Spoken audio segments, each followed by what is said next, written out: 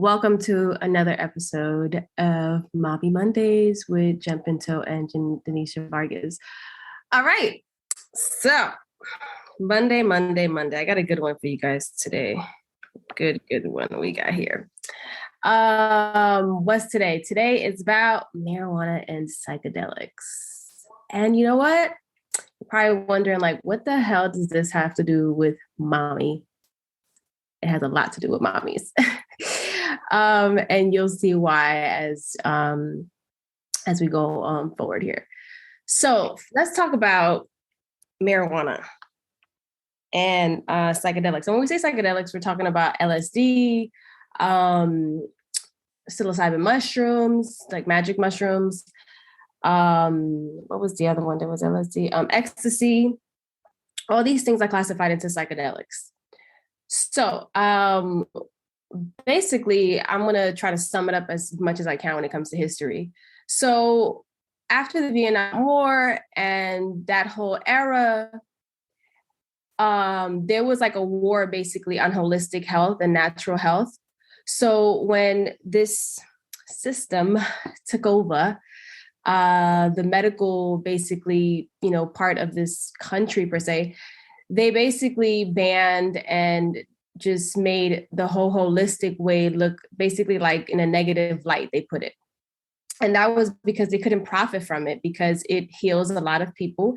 And there's not like a financial gain in that. And we all know that everything is about money here in this country, right? It's a business. It's about money.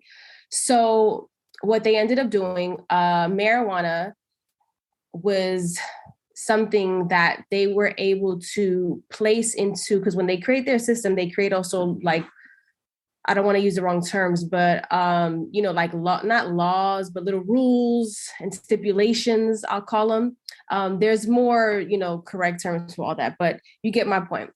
Yeah. So they create these, basically rules within their contract with you, as taking over the medical field. And what they start doing is when they start putting like a bad name towards the holistic health, and now they're able to make money off of medicating and treating people, they end up putting weed in a classification that they have as a class 1 drug. So there's like a system in place that says these drugs are basically illegal. Okay, like nobody can use these drugs. Now, just because it's on that list does not mean that the drug is bad for you, but it's bad for business for them. That's what that's about. So because it's bad for business, marijuana, what they ended up doing was criminalizing marijuana. It's a natural plant from the earth, okay, and has many healing properties in it, with the CBD that's in it and everything else. So because of that, they criminalize this. So now anybody who, was using it or whatever, there's so many of our people that got arrested and went to jail for this, like my husband included, okay, like off of marijuana, you know what I mean? Like it's crazy. And that's only because we subscribe to their contract and their contract says you can't do X, Y, and Z. And, we did it and that's what happened. So anyways, within time, the same thing also happened with the drugs like psilocybin mushrooms, LSD, ecstasy, and all these things, because those actually what they started doing was they were testing them on war veterans, right? And when they started doing that, they started realizing that it was actually healing these people. Like there was something happening mentally where it was helping these people that come back and have, PTSD and anxiety and depression and all these mental health issues, that it was actually rewiring parts of your neurons in your brains and releasing certain endorphins that were having you basically in a more balanced state. So as all these things were happening, it does not suit them for people to heal themselves. We live in a country where mental illness is so high because that benefits them. You being sick physically in so many ailments and you being sick mentally, it's a profitable game for them. So they go ahead and they put all these now natural things into that classification as well. So now that becomes illegal to use. So then they create campaigns that then make everybody have a stigma about, like, a bad, feeling about, like, oh my God, people are this, that, and they judge all these things. They have no idea about the history of it. I didn't learn history so later on in my years, but I've always been someone who smoked marijuana, because that's what our quote unquote people did, like where I grew up at. That's just, everybody smoked weed, right? But I had no idea the historical part of it, the sacred part of it. I didn't know any of that. Like, I didn't have the respect for it that I have now. But I just wanted to give you guys a brief history before we get into our personal experiences with these psychedelics and marijuana, and what it's done for us too as mothers. Like, to me, marijuana and psychedelics saved my life, which allows me to still be here as a mother. Tap in. I also would like to have a short conversation about, because of the fact that it had been criminalized, our mentality with these psychedelics. Tend to think like, oh, these are drugs, these are bad for you, all these things. Like, there's always this, like, our society, or I want to say our community, will drink itself to death. Girl. But not recognize or at least always put those things in another category. And it's like, but you guys, when we get together, we drink, and you don't really know the effects of drinking in your body, but you will be quick to judge someone that does want to pull out a blunt in a certain situation, or does use it to cope, and all these things. Also, the fact that marijuana is not just marijuana. These were herbs that were used for making clothing, for making the actual plastics. Back in the days, they would make it with that, and it was biodegradable, to make paper, to make just a lot of things. And the fact that the whole plant had been criminalized led us to also using other chemicals and other ingredients to make those same materials, but now they're not as natural. So also recognizing the naturalness of these plants, and like you said, there's a history on them. So because we're only taught also in perspective a very short history about it, we don't go back enough to see where these, because let me tell you something, some of these things are mentioned all the way down to the Bible. Facts. And even in our church, and we wouldn't ever recognize these things because we're not really aware of their power.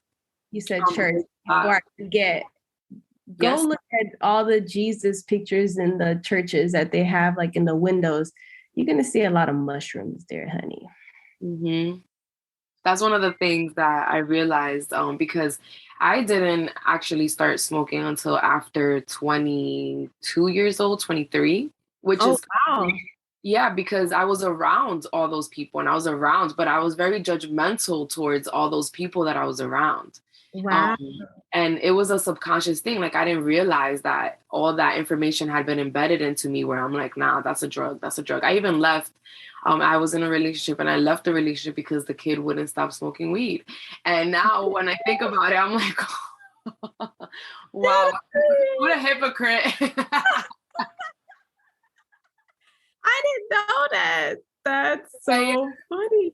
So it wasn't until I was in my mid-20s that I tried it for the first time, and it actually helped me realize a lot of things.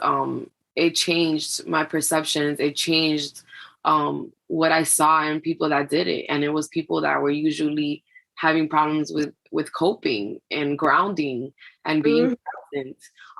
And so I also, because I did it so late, I didn't have like an addiction problem. It was very much for enjoyment. And so that also changed the perception, because there's a very thin line there that can easily be crossed, where you need a substance to be able to escape, and I think that it's very powerful to understand and know that there aren't any addicting properties in marijuana or cannabis. There aren't any addicting properties in there. So when you really break it down, why do we consume other types of products like tobaccos, which are legal or considered lawful? Right. And, Good word. And it's completely addicting. Like now you're really going to have, whether you have an addicting personality or not, you will have a much bigger problem in your hands if you get addicted to cigarettes or to nicotine. You know what I mean? Yeah. And if you think about, remember back in the days, they used to promote cigarettes like it was something healthy. And they were telling people to do it even while pregnant, like just straight setting motherfuckers up. So people trusting the system that was in place at this point, and they were like, oh, okay. And then afterwards they retracted it and were like, oops, sorry, actually, this may cause X, Y, and Z. We're just going to put that on the label now, but you guys are already addicted to it. So it doesn't matter. You're still going to consume it because we got you addicted by first telling you that it was okay to do. So now the things they told you it was okay to do, they retract back, talk about, oh, oops, it wasn't so good. And then the stuff they tell you don't do is bad for you. Now they're coming out talk about, oh, wait a minute. We think this may help mental health. Really, motherfucker? You've been knew that. Yes. Stop. Let's stop. Because talk about you doing research now. We've been had the research. Our history is the research. Exactly. You need to do research on this. We knew what it was. Y'all knew what it was. And that's why y'all did what y'all did. And it's also always been considered like a gateway drug, which is messed up because what even is a gateway drug? Like you're either doing drugs or you're not doing drugs. What are you talking? Like it's also, they mess with our minds and our perceptions of it. And so now, besides it being criminalized, now it's also a moral thing for our community. Yes. Like, oh no, that's wrong, or that's, it's gonna introduce you to drugs. And it's like, how? If you're not around that type, like now if you're around that environment, I can see how that can be an introduction, and especially for young kids. You know what? That's mine. Like I've been around a lot of drugs. But weed was the only thing I've ever done. Like I started smoking weed at 15, but first of all, I knew what cocaine was by the time I was 5 years old, and that's for many other reasons, not that I used it. But I was around people that were using that. It was the 80s, okay? It was the drug era of the 80s where I'm in the middle of being raised, like literally, and all that is around family members, like it's just out there, and obviously the propaganda they put behind it with the news, and then you're just stuck there watching the news as a child. So I knew what all this was at a very young age. I knew what marijuana was. So with marijuana, I started smoking it at 15, and I just enjoyed, it was just fun to me. Like at that point, like I was always laughing, I was always bugging out. Mm-hmm. And it was a time in my life where I was just going through a lot as a young teenager. And it just helped me just kind of just chill the fuck out, and not worry so much, not be, I would always have anxiety growing up. It would calm my anxiety, I always felt. So I did use it as a coping mechanism in a sense. But one thing about it was I would always smoke often. And then whenever I was like, okay, I need to stop, I need to just cleanse everything, I would stop. Like it was nothing that I couldn't stop doing. Mm-hmm. It was one of those things where mentally, in the beginning, I'd be like, all right, I'm gonna stop. And then I'll still smoke. And then I'll have that day that I'd be like, all right, now I'm chilling the fuck out. I'm good on this shit. And I'll stop with no problem. So that's how come I knew like, okay, I'm not addicted to this to the point where it's affecting me. I also was very creative on it. I wrote scripts. I would create these skits. It was just so much. So I enjoyed like whatever portals it opened up in my brain. I wasn't one of those people that smoked and were like just sitting there like a bum all day, which is what they put to everybody. And I get it, it happens. I wasn't one of those people that are like have mad munchies all day. Yeah, sometimes when you're chilling with friends, you're gonna do that. But I wasn't that person like all the time, some like crackhead shit about it, like It was never like that for me. But the crazy part is that I was judged a lot because I did it, and when I would meet guys, they were very turned off by that. Yeah. Like they would be like, "Oh, why do you gotta smoke?" And I'm like, "Because I want to." Like I don't know how to explain this to you, you know. But yeah, that was like a pretty much deal breaker with a lot of men. I don't knock them. Like I respect whatever you are comfortable with in your world, and if that's something you're not comfortable with, don't be with somebody that is, you know, because you can't change me, I can't change you, and we can't coexist in this because it doesn't work, you know. But I will say when it comes to psychedelics, I've always had a very negative view on it. I always thought it was an actual drug and that it was messing people up, because I know I was told that one of my cousins who was an army vet, he came back and did like some hit of LSD or something, and all of a sudden was like retarded forever. I don't know if everybody has that fucking story in their family, but like dead ass. So he was like always off per se, you know, after that. And what I remember from him was that he was always like, when I look back now in hindsight, I'm like, hold up.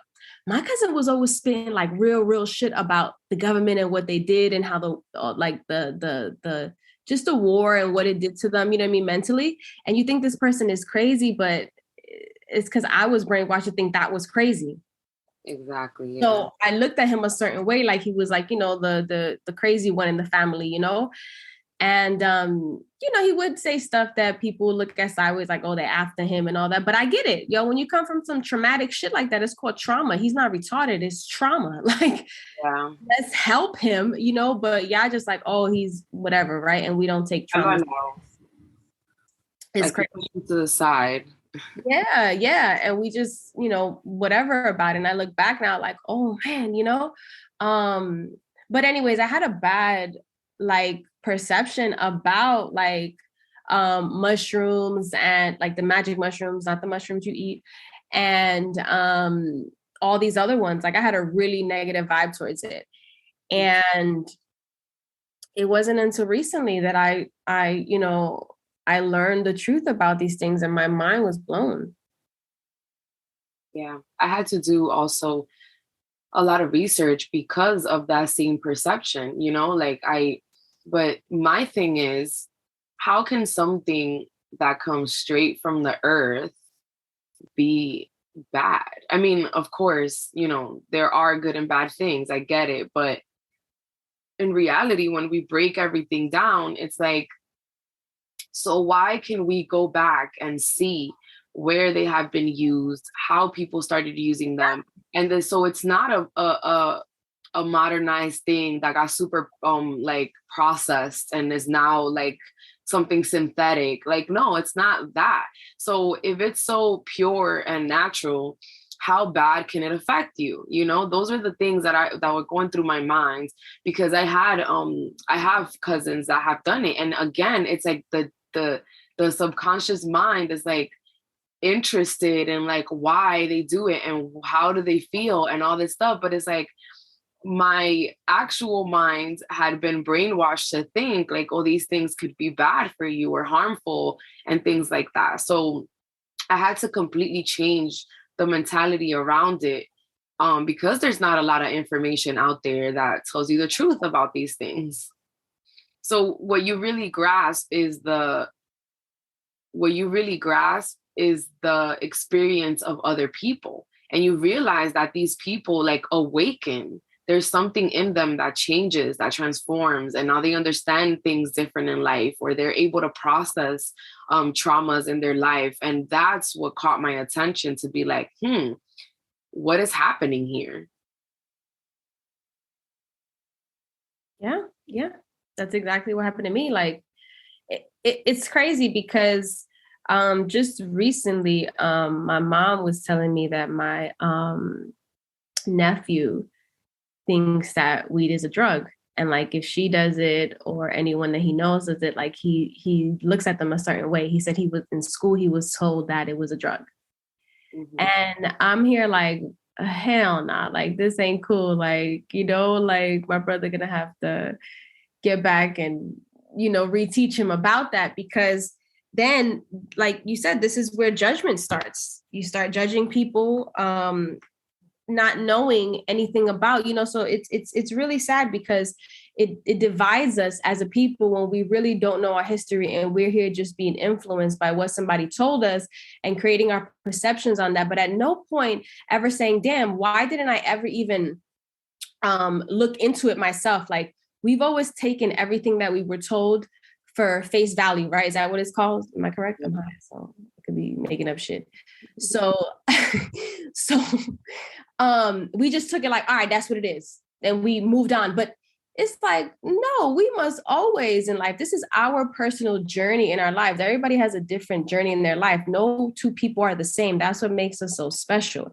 And the powers that we have within ourselves when we are in full alignment with ourselves. And that alignment really gets you there faster when you know your history, because it's something that happens to your soul and your pride, and something that happens where you start to then naturally release more of these endorphins that keep you in that state of alignment and feeling good. So, when it comes to motherhood, I'm not gonna lie, I also used to judge mothers that would smoke weed while they were nursing. I would judge mothers on that, I even saw women smoke weed while they were pregnant. And I remember judging very much so, because I was like, oh, hell no, like I wouldn't do that while I was pregnant. Like, it ain't that serious type of shit, but I don't know their story. And as I started getting deeper into studying all this and, seeing what other mothers were saying that have done it and why they've done it, it wasn't until after I became a mother that I was like, oh my God, I totally get it. Like, whether I'm going to do whichever part, like I just get why they're doing it, like I totally get it. And for me, for my first, I was really scared too afterwards. So I started off with just taking like edibles instead of smoking and doing that instead. And it was helping me a lot. And I was like, whoa, but I didn't even start taking that. So like my son was probably like a year. Like it took me a while. So I didn't smoke for almost like 2 years. And I was fine. But again, I do enjoy it. So once I got into my second child, it started getting a little tricky there because I was going through it. So after I had Kehlani, I was like, nah, I need a fucking joint right the fuck now, because these children are crazy. One is crying, one needs their ass wiped. Like I turn around, I step on a toy, I fuck up my foot. Like it just be so much at one time while you're trying to fucking write a script, you're fucking washing dishes, you're cooking. Like the shit can get so crazy and overwhelming. Mm-hmm. Right? Because we're off of our alignment of this lifestyle, right? So, and knowing how to enjoy it correctly. So we get consumed in the stress of it. And for me, lighting a fucking blunt real quick in the fucking bathroom felt amazing, or in my garage. Like I was like, woo, honey, this is a lot. Fucking help me out. Yeah. For me, when I was pregnant with Enzo, before that, I was doing it all the time. I was in a very much like, kind of, because I worked in the nightlife. So I worked in the clubs. I was a bottle waitress. It was fun and everything, but I hit a point where that's it. It wasn't doing it for me anymore either. Like hanging out at night, I was kind of shifting from that life and having a lot of trouble doing so because like you said, like you had comfort in having that amount of money coming in all the time from just working one night. Like it's so different for you to go from that to go to a full-time job. So the weed helped me cope in that sense. And I was really trying to escape from that nightlife. I didn't want it anymore. I didn't know that basically what was happening to me was me prepping for this child. Even before he was conceived, like before that, I was already trying to escape from that life. And when I ended up pregnant with him, I remember not being able to eat anything, like any food at all. And so because I didn't know I was pregnant for a few, I want to say like a month and a half in the beginning, I was smoking, but I wasn't feeling good. Like I would smoke and it would make me feel like really paranoid. Like my brain will go to like crazy thoughts. And I was like, what the hell is wrong with me? I found out that I was pregnant, right? So I was like, okay, no weed. Cause like you said, you know, you already have that perception, like this is bad. You shouldn't do it. Like it's a fun thing or whatever. So in reality, that pregnancy completely, or both my pregnancies, I guess me personally, I don't want it and I don't need it when I'm pregnant. So I tried one time when I was like, maybe like 3.5 months, and I was so tired of not being able to eat. And so I took just one puff and it fucked with my head so much. Yo, it's so bad that it traumatized me. But I feel like everybody's body is different, and listening to your body is one of the most important things. So it's not that it's bad. And I feel like some women do need it, but I guess me during my pregnancies, my body was like, nah, or maybe that pregnancy was like, nah. So I then was scared of it. And I didn't do it again until after I had the twins, like way after. And like I think on occasion I did it like 2 or 3 times, like after Enzo, but I was already done nursing. Like I wouldn't dare do it while I was nursing. I avoided all of that, like all those situations, right? But the few times that I did do it after he was already done nursing, because I got pregnant with the twins when he was 1.5 years old. So and I stopped nursing him at 13 months. So those 2 months, I kind of did it a couple of times, and it made me feel so at peace and connected with myself, right? But again, I was like, okay, I'm just having fun. Like, estoy en ratería, basically, you know, like I'm like doing what I want because I'm trying to come back to myself, you know, as a mom, I'm trying to feel like myself again. That's what I thought. But then after I had the twins, and again, I waited until after. I mean, it wasn't even something that was in my mind. That's how much in my motherhood I was.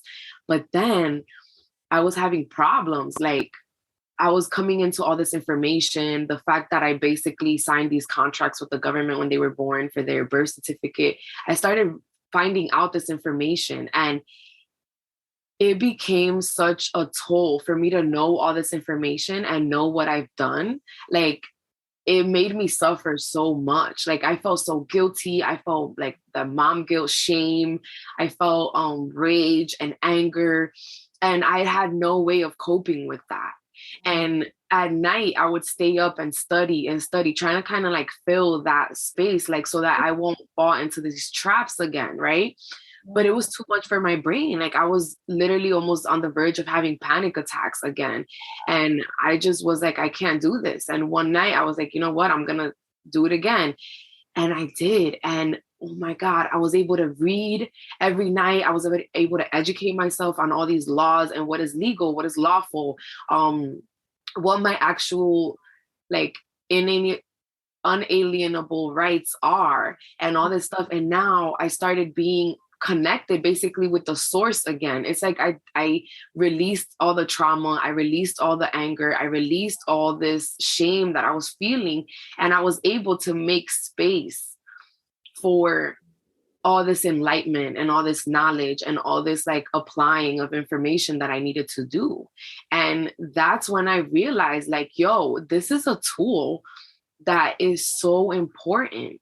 And it's so sad that it's criminalized. It's considered like, again, we judge and all these things. But when you break it down, it's like you really have to see what is best for you. And for mothers, that sometimes mean doing it while they're pregnant, doing it while they're nursing. And there's other ways to ingest it too. Like, remember, you don't always have to just smoke it. So I know a lot of people, you picture that and you just think smoking, but there's ways that you can make it into a tincture, like the way you take, you know, you could put it in a pill, like vitamins. You can, you like the oils, like there's so many other ways to consume it, edibles, you know, that then, you know, I understand, you know, maybe the fear of smoking because anything you'd like to a little bit chemically at that point, you know what I mean? I get that. But just know that there's other ways to ingest it if it's something that you ever thought about and thought you can only smoke it. And also being very aware of how you feel, because like I said, everybody has a different reaction. And I realized that for me, that wasn't the moment. But again, it completely changed my perception once I was able to get back into the flow of listening to my intuition and doing what I felt was something that I needed and was best for me. Yeah, it's crazy because when we're like clogged up with so many things, it's hard to filter what is actually like your gut and your inner being. You know what I mean? That light in you that's guiding you, or is it like your conditioning? You know, sometimes it can be hard to filter that of what's right or what's wrong. But at the end of the day, most of the time you just know within yourself. You just have to now do some things that will help just calm your mind down, so then you can get the download, I guess, clearer. Mm-hmm. So yeah, so weed has always been something. Afterwards, like I said, I did a lot of edibles. I was trying to also look at the ingredients and a lot of stuff. You know, I did the best I could with it. Or I made some, but one time I did it really bad, like a little bit too much. Just a little, I read it wrong on the sides of how much. But anyways, yeah, like to me, it's really helped me as a mother. I will say, I think that it's allowed me to sometimes just have a moment to calm down that I sometimes can't do it alone, and it just helps me just really quick, just like whew. And it also helps me creatively, which I love. I've been able to do some amazing things while I'm high, and that's just real talk. But if I ever wanted to not do it, I just don't do it. Like I'm actually planning to take a smoking break after today, actually. Yeah, I did it for a few weeks also, because then there's also like the fine line of like using it as an excuse, like, okay, but this is my time. And it's like, no, hold on. You still got responsibilities.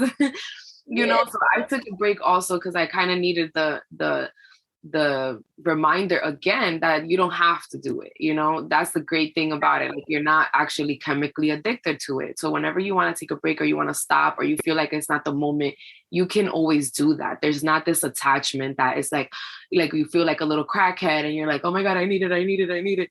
You know, like, and if you feel like that, there's other layers that you need to resolve, because that's not the root of it. There's other mental things that you're attaching to it and becoming emotionally attached to it psychologically, that you're thinking you need it. So then there's other work that needs to be done, I think, whether it be professional, psychological, whatever the case is, like you have to get to the root of how you're perceiving this substance in when you're taking it. And I know that for me, it became at one point afterwards, as I started to do my homework, like I said, I realized the sacredness of it and I had a different respect for it. And then just knowing that every time they start to legalize something that originally was illegal, quote unquote, sometimes I feel like it's fucked with, you know what I mean? And doing research and seeing certain things that are placed in some of these dispensaries and the way they grow it, is a little bit too much for me. So I decided, because in California it is legal to have your own, to grow a little batch of just my personal stuff. So at least I know where I'm getting my stuff from. I know that I'm growing it a certain way. That's a more clean way. That's the same way we do with our foods, right? If we grow our own food, it would be cleaner than us buying it from whatever, because they're going to do what they're going to do, right? To shelf it or to stretch it and expand it or whatever. Again, it's a money game.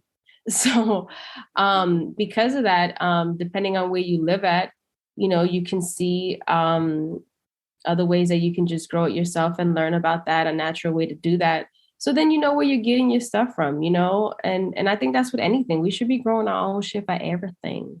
Yeah, because also in the streets, it gets a little scary also. Like I wouldn't ever suggest anyone to go down to the streets and figure it out there. Because right now you can't really trust or control anything that's happening out there. Like you said, they add things to stretch it and to make it like more, and it can get very scary. So also be aware that we're not like going telling you to go out to the street and find some, but you have to be very intuitive with these things. Like you also have to really pay attention to what your needs are, not what other people have gone through so much, you know. You can use that for reference, but my children know about it. It's a sacred plant. We call it the Holy Sacrament. And if we do it, we're going to do the Holy Sacrament real quick. Like, they're very aware. I'm not lying to them. They watch how it grows and do all these things. So they're learning so many things within that. And then I got introduced to psychedelics. Well, let me just say that I'm going to make a very long story, very short, long type of shit here. I'm going to summarize as much as I can. So I never considered doing it. I would hear about people doing things like ayahuasca, which is another psychedelic, basically, that releases the DMT in your brain. And if you don't know what DMT is, I'm probably going to butcher it how I break it down, but go Google, go study what DMT is and go watch videos on YouTube of that. DMT, D as in David, M as in Mary, T as in Tom. So anyways, this is a natural thing that gets released in your brain. And the highest amount of it gets released when you die, and the highest amount also gets released when you are born. Those 2 times is the highest level of that thing coming out of your yourself, your body. So,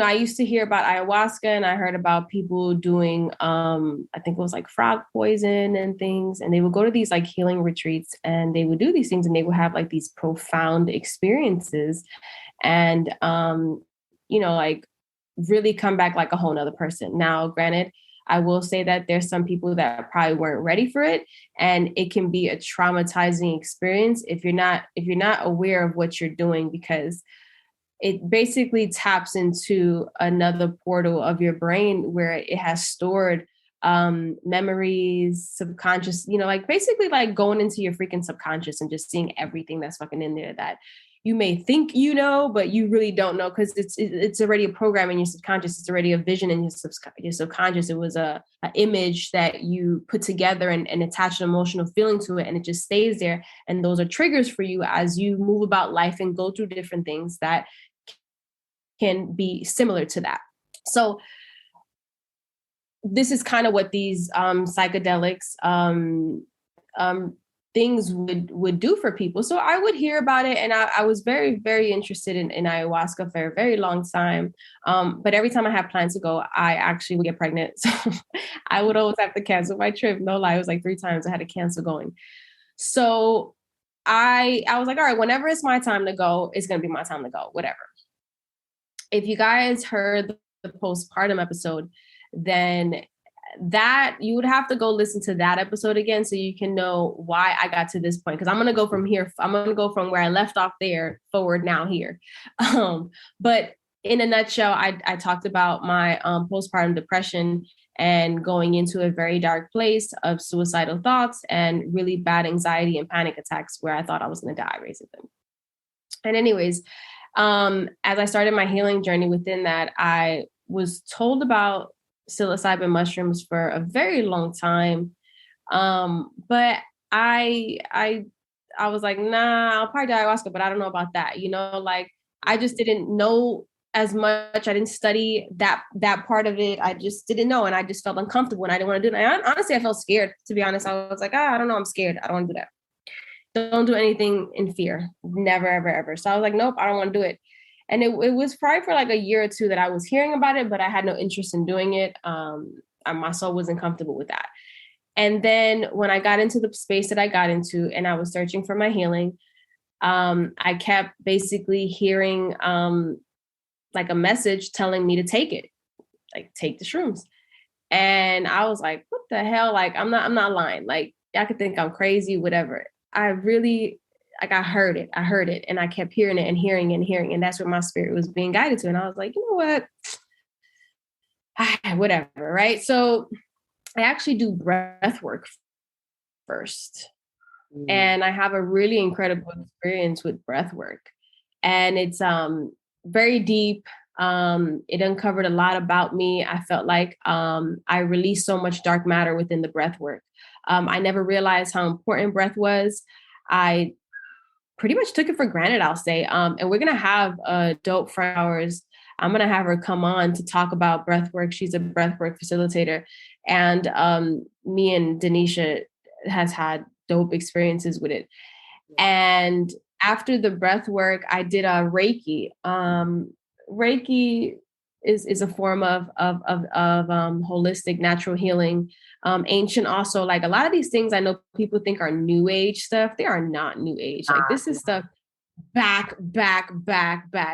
Like we've been doing. No, it's new for the system that we're in because that's not their natural state. So now they're going back to ours, but we've been here doing this for a very long time. Meditation and all these other holistic methods, we've been doing this for a long time. So anyways, so I keep getting the message and I decide one day that I want to do it. And I felt very comfortable. I felt very sure of myself. I was actually shocked. I was like, wow, I'm good. Like, I really want to do this now, you know?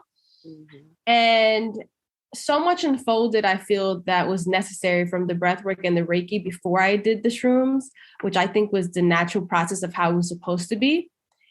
So what ends up happening is I take this and I have one of the most transformative spiritual experiences of my life, of my entire life. Like, I never experienced something like this that healed so many parts of me in just an experience of like an 8-hour trip on this. Like, it healed like I feel like everything from the breath work, the Reiki, and the shrooms, I feel like all of that healed like 30 years worth of fucking therapy. That's what it felt like. It felt like 30 fucking years of so much shit was like, boom, out of you, you know? And that doesn't mean you're perfect. There's always work to do. There's always work to do as you grow. But I'm just saying, like, a chunk of that shit came out of me, it felt like, with the experience that I had. And I'll summarize it. This part, I do have a YouTube video where I go in detail, and if you want to see that, go on there. But I'm just gonna summarize it. There's 2 videos. One is like history of why I decided to do it, like my just whole history as a child, realizing depression, all these things. And then the second video goes into like the detail of the actual trip. But I'm gonna summarize it. So long story short, I take it. I see my entire childhood play back at me, both good stuff and both bad stuff. And what ends up happening is I end up connecting to different ancestors in Egypt, Puerto Rico, Asia, and they guide me and are reminding me that I control the show and I control the movie. And I get it, but I don't get it until the end, basically, of the trip. And as I go on this journey of watching my childhood and the good and the bad, they show me how to release everything mentally. And then afterwards, I go into where I basically see my future.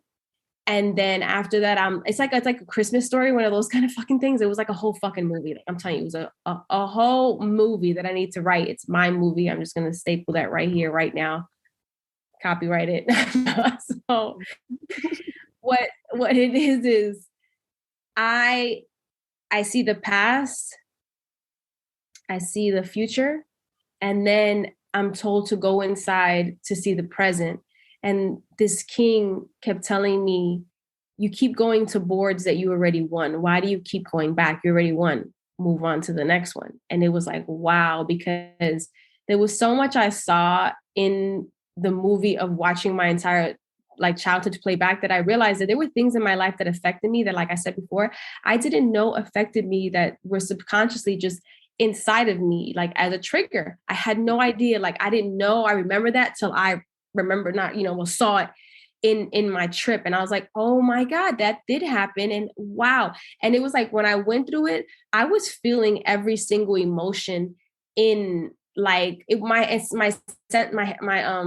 my senses were very, very heightened, where when I was seeing these images of me in my childhood and playing and then going through hard times, I was feeling every one of those feelings of what I felt at that moment in that trip. Like, I felt everything through my body. I could smell the house. I could smell certain things. I could feel the people. Like, it was a very intense experience in that light. And I also was questioned about, did I want to live? this was a very key point of everything that I want to say. And that was that everywhere that I traveled to with these guides, in this experience, throughout them showing me back my story, I kept seeing this body like just laying down on the floor. And every time I would turn, it wouldn't be there. And then at one point, the king asked me, he said, "Do you want to live?" And I was like confused by the question. And I was like, yeah. And he was like, "Because you said you want to die." Now, mind you, these are words I did say like a few months back because I was going through a very dark time. And when he said that, I was like, I was just like stuck. I didn't know how to respond to him. And then he goes, "Because if you want to die, then go look." And when I finally turn, I see the body laying there, and it's my body. That's a dead body. And that shit, yo, I broke the fuck down crying. And he says, "Do you want to live?" And I was like, "I want to live. I want to live. I want to live." He was like, "Do you want to live?" And I was like, "I want to live." And that's when he was like, "Now go inside and see what you've created, because you've already won." And that's when I got out of I was on the floor laying down with my eyes closed throughout this whole time. I'm with my eyes closed, like in a whole dream state, going and seeing all these things. But very intense because I can feel everything. And then, but I'm able to differentiate both states of consciousness. Like if I would close my eyes, I knew I was in that space. When I would open my eyes, I knew where I was here. Like I wasn't like complete, like on some drug state. No, like I knew exactly what the fuck was going on. You're like very aware. Very aware. So when I got out of that, I was on the floor on my yoga mat in my backyard. I got up and I went into my house, and my husband was like cooking and the kids were laughing, but that laughter I heard differently, yo. I can't even explain this. This is crazy. That laughter was so different. It was so pure. It was so like, I can feel it through my soul, every single one of this stuff. And it gave me this joy that I can't even fucking put into words, yo. And then my husband cooking, I could smell the food and it smells so good. And just that whole moment, it was one of those where I was like, oh my God, I did win. Like, how could I not see this? You know what I mean? Like, this is perfect. Like everything I wanted, I have. Sometimes we don't realize that because, like I said, you get so caught up in this struggle of quote unquote life because we don't know how to process things, right? So we just get off alignment so much that we don't know how it is to walk in a state of like full gratitude in each moment. We don't know what it is to be present in each fucking moment, because when you're present, it's a different fucking feeling of how it downloads in your body. And at that moment, I was so fucking present, like on a whole nother level. And I remember telling my husband, I'm not here, I'm here, but I'm not here. Like I'm outside of my body of what I'm feeling. But in reality, it's like when I think about it now, I was inside my body, but like an official like observer. Trapped. You know what I'm saying? Yeah, like just I'm seeing what's happening. I can feel what's fucking happening. I'm like, oh shit. And at that point, I felt this like explosion in my fucking heart. Yo, that's the best way for me to describe it. And it was a state of gratitude that I've never, ever, ever, ever, ever, ever, ever, ever, ever, ever, as crazy as that sounds, ever felt this shit. Because it was on a whole nother level. And I broke down crying because it felt so fucking good. It felt so incredible. I was like, oh my God, this is perfect. This is perfect. I wanted to kiss the walls. Everything was perfect. I was like, the door, the house, the this, the you, the this. Like, I felt so fucking good. And then right there, my youngest starts crying. And her cries sometimes would give me really bad anxiety because they're like those piercing cries. Like if you ever have a child and sometimes they just go in their tantrum, that shit can get really stressful. And she does that, and I start to feel anxiety, and now I get scared. I'm like, oh no, like the moment is running away type of shit, right?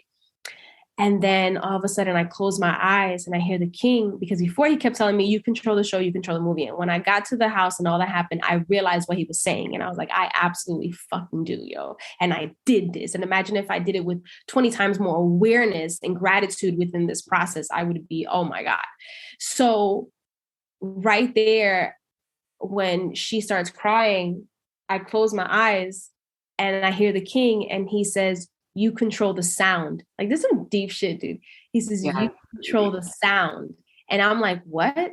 And he's like, is it noise to you? He's like, what is it? I said, it's just her crying. He's like, so then it's just sound. It's not noise. And he was like, you control the sound. And I was like, oh my, like this shit was so profound to me on how that shit hit me and how I processed that. Yo, the anxiety completely left my body, And I grabbed my daughter and she just slowly stops crying. And I'm holding her and holding her and holding her.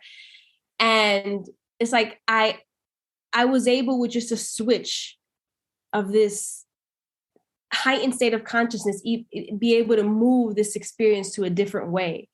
And then afterwards we go upstairs and I'm just chilling there laughing with the kids. And my daughter looks at me, my youngest, and she looks a lot like me when I was younger. And when she looks at me, I see myself, I see my like 7-year-old self, and she looks at me and she says, "You did it." Girl, I fucking broke the fuck down. I was bawling, hugging my children, and it was like me hugging me. It was so much healing that took place. And I'm not saying that everybody has these experiences. I was in a certain time in my life and I was ready for that experience, number one. And it was my time to receive that experience, if that makes sense. Like with a lot of things I've been through in my life, and I've been slowly sharing with you guys here on these podcast episodes. There's been a lot that I had to undo, and that comes with it just comes with a lot. I don't know how else to say, and these things and these different healing modalities have really helped me get through these things. We sometimes think because we leave situations that we've healed from them, but we don't know that they're still sitting in our cell walls. Like they're still in there. They're still downloaded like a computer. Like they're still in there. Like you didn't delete the file. You know how sometimes you go on a computer and you're like, I'm gonna delete this to the trash, but in reality, the shit's not fucking deleted. It's still somewhere in that fucking memory card, deep down inside, like probably only the FBI can get to. You get what I'm saying? Yeah. That's how our brain works. And when I know for me, I've been through a lot of traumatic shit as I grew up, just a lot of things I had to deal with on so many different levels. And it affected me in many ways, and it resurfaced after I had children. And because of that, I just didn't want to be someone on medication. I didn't want to be, people take Zoloft and all these things for depression, for this, for anxiety, while they're pregnant, while they're nursing, and nobody bats an eye. But you smoke a fucking joint and somebody got something to say, or, afterwards you find healing in psychedelics and people got something to say. And it's like, listen, we do know that there are people that abuse these things in ways they're not supposed to. And that's, again, a mental thing, because these are not addictive drugs. If you do your homework, they are not addictive drugs. It's now that they're coming out with so many quote unquote studies, we're seeing that it may help many, many people with PTSD, with this, with that. Yeah. So now they're allowing people to do clinical trials because, again, they control this thing. So then they would have to declassify it to stop criminalizing it and be able to use it as a form of healing therapy. Doctors would be able to have access to it and all these things. And again, that comes with, we don't know, because you got to know what you're getting yourself into. Now, again, let me just stress that although this right now is quote unquote illegal, there are certain states that I know that are legal now, or lawful, however the term is. You're better with this, Danesha, than I am. So, and we'll get into an episode of all that, what we're talking about, in case you're confused, because that goes into deeper shit. Yeah. That's like a whole episode in itself. But yeah, like it's in both ways. It's allowed me to be a better mother. It's allowed me to heal in many things that have allowed me to be a better mother, because, and just in general, just, relationships within myself, relationships with my husband, relationships with my children, relationship with my family members. Like I found so many things that suddenly, like, many healing things were coming in my direction, if that makes sense. Many healed people were coming in my direction as opposed to coming to me for healing. So that was just a good sign and confirmation. I take, I look at psilocybin mushrooms as literally, like, I respect it so much. It's not something I would do every day. There are people who microdose. Mm-hmm. And that is when you don't get the hallucinogenic effects, but there are neurological things that are moving around there, and has helped a lot of people that don't want to just like go through a whole trip. I've done it a total of three times. I've had very intense experiences on all times. Nothing like the first one. The first one was like a very staple of the movement of the rest. And now it's kind of like, it's helped me as a guide in different things. But for the most part, I mainly do more breath work than anything. That's my main go-to. And that has helped me so much in so many ways. I definitely recommend watching the documentary Fantastic Fungi on Netflix. It's very, very educational on just the mushroom world and the fungi world that I had no idea till after I did the shrooms. It was after I did it that I went deeper into the study of it, because I was like, oh wait, I started watching these documentaries. Before that, it was just kind of like speaking to people, different things online, but I never watched the videos like that. And my spirit was just like, yeah, it's time type of thing. And I followed that. But Fantastic Fungi is one of them. Definitely watch that. There's another one. I actually have the book that my friend Kiki had bought me for my birthday. And that's crazy because now there's like a little mini doc on it on Netflix, and it's called How to Change Your Mind. That's interesting. Check that one out because he goes actually into details about the criminalization, all the stuff with all of these drugs. And there was also like another one that I had never really heard of like that. But it's something that I don't think that one they've even put to the public, like for people to go on retreats and shit. Yeah. Because it's also interesting that we don't realize that a lot of the things in life that we go through are all perception. There is no good or bad or right or wrong. It's all just perceptions.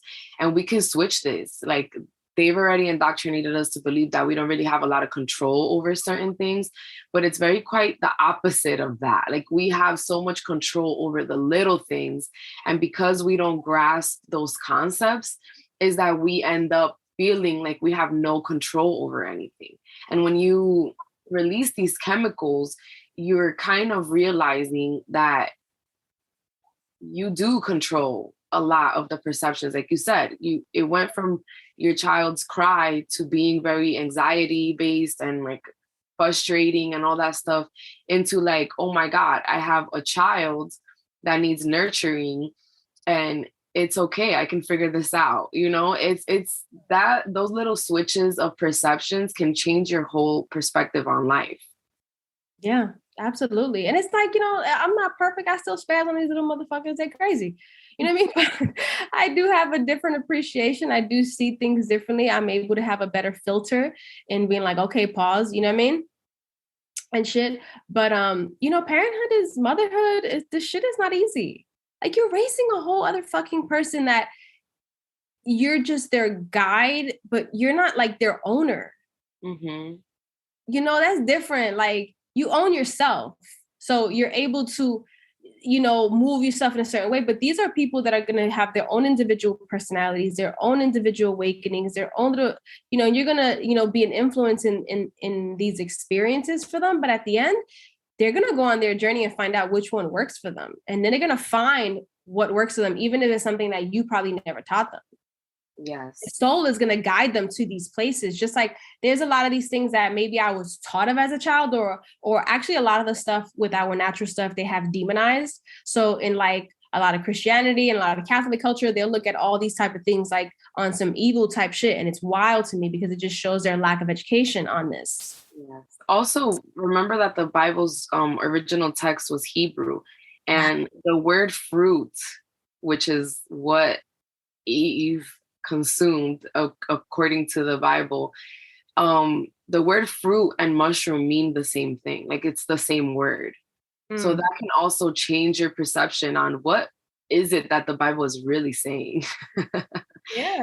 And like you said, the pictures, sorry, what did you say? Yeah, the pictures are saying. Oh, yeah. And like you said, like, I think I sent you one because you were like, oh, and I was like, yo, I think I have one. And I went into my files and I pulled out this picture of Jesus with a whole bunch of mushrooms around him. And I'm like, why isn't the church talking about this? Why aren't we like sharing this with our people? And like you said, as simple as breath work, because it's all just a release of chemicals that happen inside our bodies. And just the breath work alone, because we don't even breathe properly all the time, which, like you said, we'll have Naomi come on an episode where she's so much more educated on this and so much more knowledgeable on the subject. But it's also a release of chemicals within yourself that is also like you were saying with a psychedelic within itself, just breathing. So just breathing, all right? Like you're not doing nothing else. You're not taking no drug. You're not. So if you feel like, I will say, I think anybody should start with breath work, natural state of something. And maybe you may find your healing. There's people that just do breath work and are cool with that and don't want to do psychedelics. And that's cool too. Like, and everybody's going to find their way on where it works for them. And, you know, I think breath work is a great way to start on starting to feel different things in your body and being in tune with what those different things are coming from and where they're coming from. Yes. And even if you're in a great place, breath work is great. Like it's great in any sense. Yes, because with breath work, believe it or not, I had a similar experience to what Jenn had with the mushrooms, and I've never consumed mushrooms. Look at that. And once I had that experience, I was like, hold on. And then that also helped me change my perception about the mushrooms too, because I was in fear. I was like, yo, what if I start doing things like weird things and I start hallucinating? Because those are the perceptions. It's purposely done. But with the breath work that I was able to have that experience, like an outer body experience, and actually really go deep within myself and my own experience. To ancestors too. Like this is not like, it can't be that we're all going to like similar experiences and it's not real. And also different stages of dimensions as well. I was able to experience with just breath work. I was just a single cell. Then I developed into different like dualities. And then it was, you know, the trilogy. And I experienced all those things literally just on breathwork alone. Like I'm talking about, I wasn't even smoking before or after I did that. And I didn't even need to. Right. It released so much trauma that I was holding in. And it actually helped me understand also my power. Mm-hmm. There was a point where I was crying so bad. And it was like, I was divided into three. I was my physical self, I was my spiritual self, and then I was my mental self. And in that process, it was like 2 against 1. It was like my own body was trying to kill me in a sense. And it was like every time I would let a breath out, it would be like I would be crying, and I'll make this like, I don't want people to be scared of the experience. Like Jenn was saying, you will only experience what you're ready for. And I feel like I was so ready for this type of spiritual experience. So just so you guys are aware, everybody's experience will be different.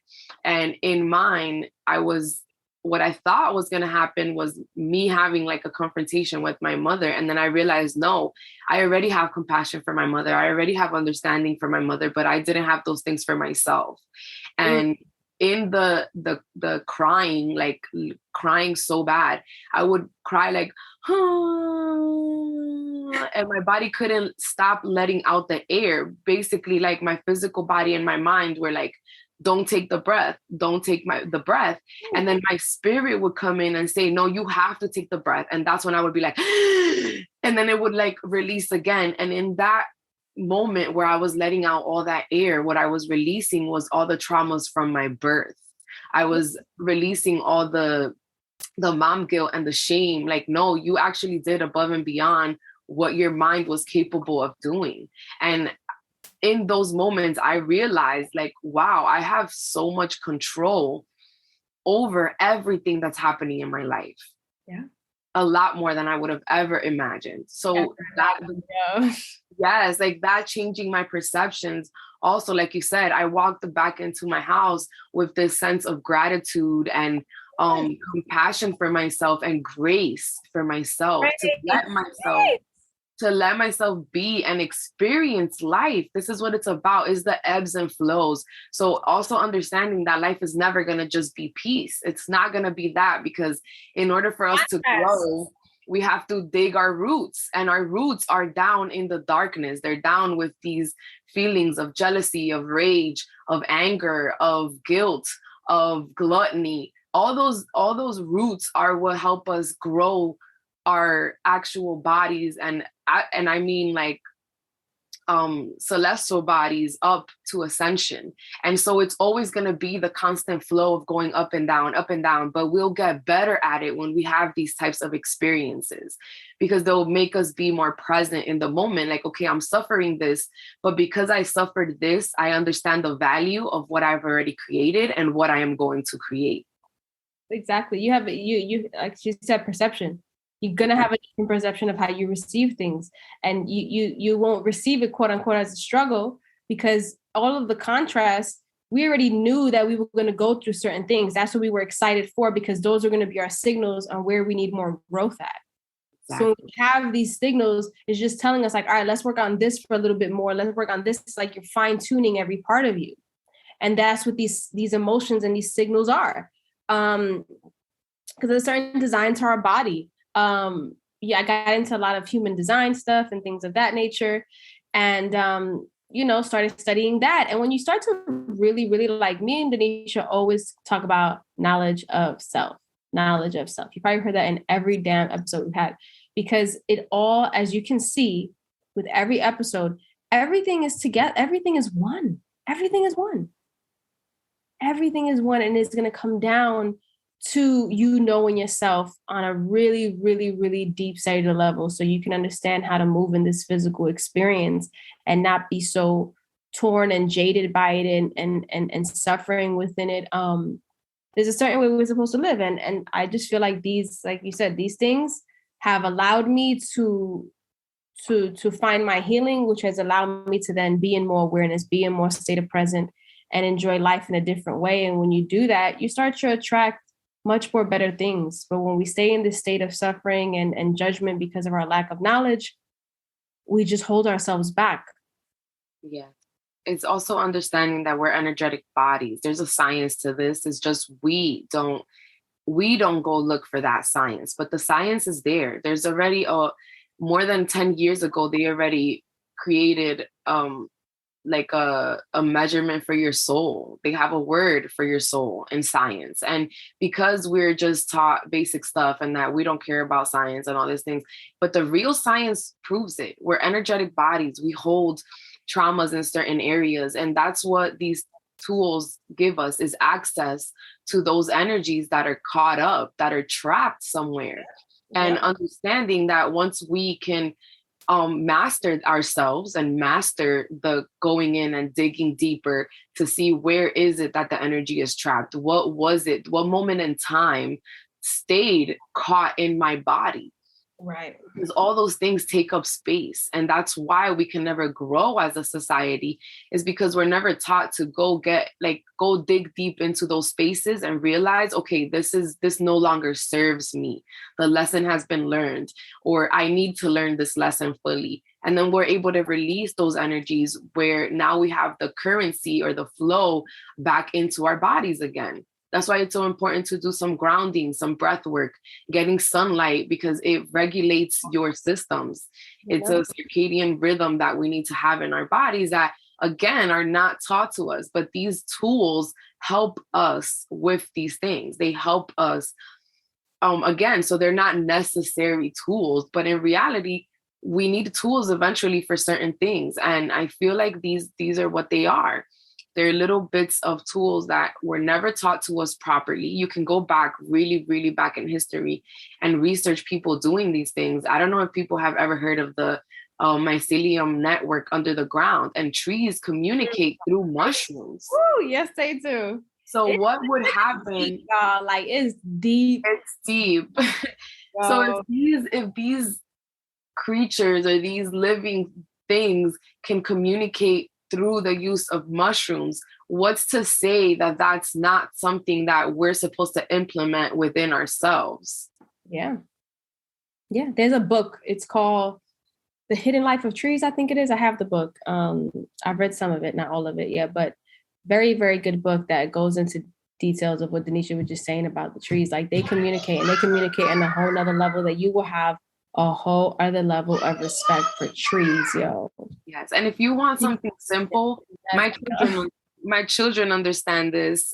They watched an episode of Magic School Bus. So I don't like the Magic School Bus, but that specific episode, explains it in cartoons, and it's so simple the way that they break it down. So if you ever, don't have the time to read the book and just want to kind of get an understanding, or you read the book and you want your children to understand something like that, you can play that episode on there, and it's on Netflix also.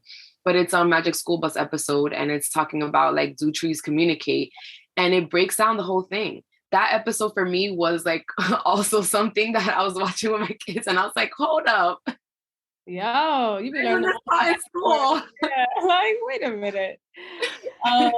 No, it's super, super deep. I think it's important just to always do your own personal homework and what you feel doing in your soul. Like, don't just be doing stuff because everybody else is doing it, some people just prefer therapy and they're all good with therapy and they move on with their lives. Like, everybody's different. So there's no right or wrong way. There's whatever works for you personally. And if that works, then you do that. Don't be like worrying about what other people are going to think. Girls, none of that stuff. Like, you just have to really just stick to what works for you and be unapologetically, like I always say, within that, and stay within that, because you are in control of this journey, and you're gonna know your piece and what works. Nobody else is gonna know your piece. Yes. But these children, of course, are on 1,000 right now. I hope everyone enjoys their Monday, or enjoyed their Monday, whatever time you are watching this. I don't know. I wish everybody has a beautiful, beautiful week. Thank you for tapping in with us. These girls are loud. Did you hear them? So they're having a whole conversation. Hey, can I come to your house? Knocking on the door, and the other one's like, yeah. They're so creative. You see that? Like, their imagination is beautiful, and we need to sometimes take our imagination there, because we can have anything we want as long as we believe, and these children believe. They believe that wherever they're doing right now is real.